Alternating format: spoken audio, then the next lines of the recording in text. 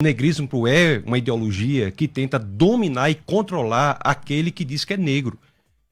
Ainda mais num país como o nosso, que é mestiço. Eu, quando era criança, eu aprendi assim, ó, nós somos um povo mestiço. Hoje em dia, o comunismo... Hoje em dia não se aprende mais assim. Hoje em dia a mestiçagem é um horror para a perspectiva comunista, esquerdista. Porque a mestiçagem prova que nós não somos estruturalmente racistas. Quem era o presidente do Brasil em 1910? Quem era? Nilo Peçanha, um negro. Presidente da República Federativa do Brasil, um negro. Nilo Peçanha, no início do século passado, muito antes do que Obama. Quem é o patrono da literatura brasileira? Machado de Assis, um negro. Quem é Pelé? É o quê? Chamado como Rei Pelé. Basta olhar para as evidências, andando na rua, você vai ver as pessoas absolutamente misturadas.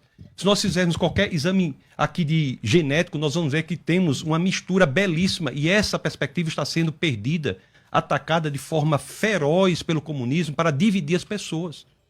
Não há racismo estrutural no Brasil, pode haver racistas, mas racismo, o Brasil deu uma solução pacífica à tensão racial pela mestiçagem. E é isso que nós devemos defender. Defender que temos a solução. A esquerda não. O comunismo quer promover o crescimento da tensão. E tem outra coisa também que tem que ser dita. No IBGE, que passou agora recentemente, quando você vai marcar lá, você marca o quê? Quem é mestiço, marca o quê? Por que o IBGE não tem mestiço? Tem pardo. E por que que o comunismo, a esquerda, quando quer considerar que você tem 50, 60, 70, 80% de negros no Brasil, você soma negros e pardos. E quando você quer considerar que só tem 8% de negros, você separa. Se você vai dizer que qual é a porcentagem de negros... Depende da pauta, né? Qual é a população carcerária de negros no Brasil? Somam-se negros e pardos. E quem é pardo? Pardo é mestiço, por exemplo, de brasileiro com japonês. Não, eu no meu registro sou pardo. Então você será considerado para a população negra carcerária e será desconsiderado para a população negra na alta administração federal, por exemplo. É claro. Vá para o Brasil profundo, vá para o Brasil real, vá lá no sertão do Nordeste, vê se tem essa pauta negrista, racista, feminista, indigenista. O Brasil real não tem isso, o Brasil verdadeiro não tem isso. Isso é neocolonização ideológica para dominar o povo. A mesma coisa a mulher. A mulher não é feminista. Quem gosta do feminismo é a feminista, não a mulher. Quem gosta do indigenismo é o indigenista, não o índio. Quem gosta do negrismo é o negrista, não o negro. Porque essas pessoas são escravizadas por esses movimentos ideológicos. E escravizadas é interessante por um método que é criado pela escola de Frankfurt e pela filosofia do século XX, notadamente por Wittgenstein no Tractatus, na proposição 7, quando ele diz sobre o que não se pode falar deve-se calar, wovon man nicht sprechen kann, darüber muss man schweigen, sobre o que não se pode falar deve-se calar, pelo método da linguagem. É por isso que tem pessoas hoje que, como o próprio professor falou, disse, eu não tenho coragem de falar essa palavra. Como é que nós estamos abrindo mão da nossa autonomia linguística? Por que há palavras que você não pode dizer?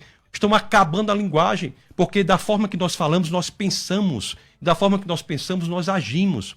Então essas pessoas são colocadas nesses grupos ideológicos para terem sua linguagem controlada e, portanto, terem o seu pensamento controlado. Tem várias palavras que não se pode falar hoje. Você não sabe mais nem o que é mulher. O que é mulher? Ninguém sabe dizer. Quanto mais o que é normal, quanto mais o que é verdade, quanto mais o que é qualquer coisa, não se sabe dizer. O movimento LGBTista, por exemplo, tem em sua sigla a letra Q, que significa queer. Qual é o significado de queer? Ninguém sabe. É uma palavra cuja definição não é definível. Isso é para atacar ferozmente a capacidade linguística da população e, portanto, a capacidade de pensamento. O homossexual é vítima do LGBTismo. Considera a situação do ex-deputado federal, hoje já falecido, o senhor Clodovil Hernandes. Colocava sua opinião independente, notadamente homossexual, colocava sua opinião independente e era fortemente atacado pelos demais. Então nós temos que ver isso. As crianças estão sendo destruídas também por essas mesmas pautas. A diferença que tem, quando é que se sabe que é loucura e que não é? Nas evidências. Nas evidências. Vamos para as evidências. A escravidão é uma coisa horrível. Extirpa a dignidade do ser humano. Mas a escravidão não tem nada a ver com questão racial, não. O nome escravo, pastor, vem de eslavo.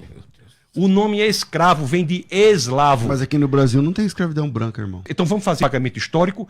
Os piratas do norte da África. Eu vou passar o tempo. Deixa eu só tempo aqui. Os piratas da Berbéria, do norte da África, escravizavam portugueses do século XV ao XVIII, os portugueses que vieram para o Brasil. Então vamos fazer o regresso histórico. Vamos agora... Mas aqui no Brasil não tinha escravo. Não foram os portugueses que fizeram? Não é a regressão histórica? Então vamos buscar agora dos portugueses que foram escravizados pelos piratas da Berbéria do norte da África. Vamos cobrar lá dos muçulmanos do norte da África essa compensação histórica. Então vamos lá, Pastor Paulo.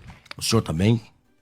Eu estou fantástico. O senhor está muito nervoso. O senhor está gritando, está assim até mesmo. salivando. Ó, tá É salivando. a minha forma de falar. O senhor que eu tenho notado que está tremendo. O senhor está salivando. O senhor que está se mexendo quando eu estou falando.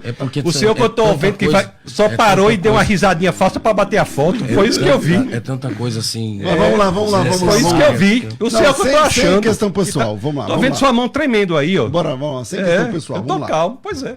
Se for pessoal, a gente vai também.